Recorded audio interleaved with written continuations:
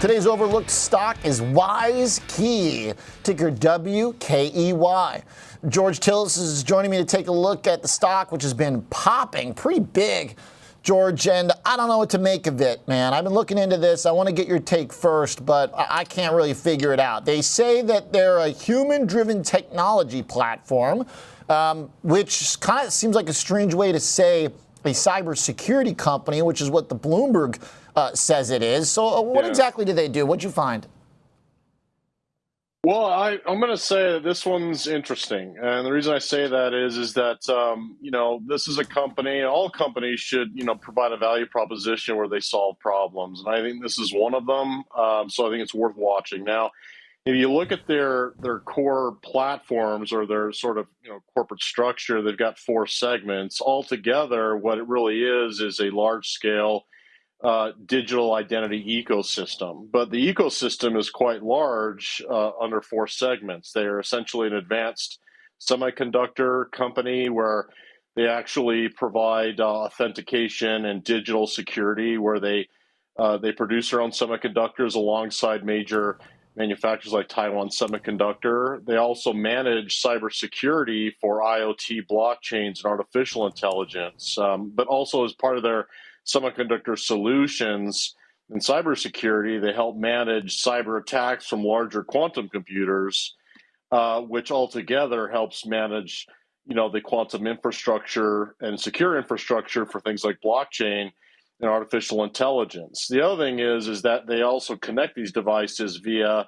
their own SATCOM connectivity solutions. And then lastly, they have basically an NFT marketplace, because one of the problems with NFTs is how do you essentially prove identification, but also authentication. And so it's quite a comprehensive company. So they, as you mentioned previously before the break, they do everything. It seems like they do everything, but in essence, they are connecting so many different Internet of Things devices, security, but also, again, the core security that they provide, or cybersecurity, is really surrounding the ecosystem of blockchain, AI, and IoT. And so, a lot of devices, whether it's healthcare devices, agricultural equipment, and machinery, the connected car, essentially will utilize this technology because, you've got core technologies, but you also have periphery technologies that need cybersecurity. And these are all the devices.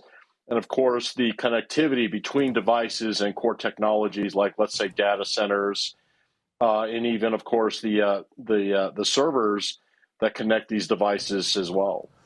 So it's basically a holding company that invests in a bunch of other companies, and they span the spectrum of various hot, buzzy themes, all the way down to NFTs. So that obviously, that's kind of my soft spot for cynicism, but that is kind of the first yellow flag for me for a little bit, where it's you've got NFTs, but then you're also an AI company, and I guess the Internet of Things part makes sense in trying to, connect these things.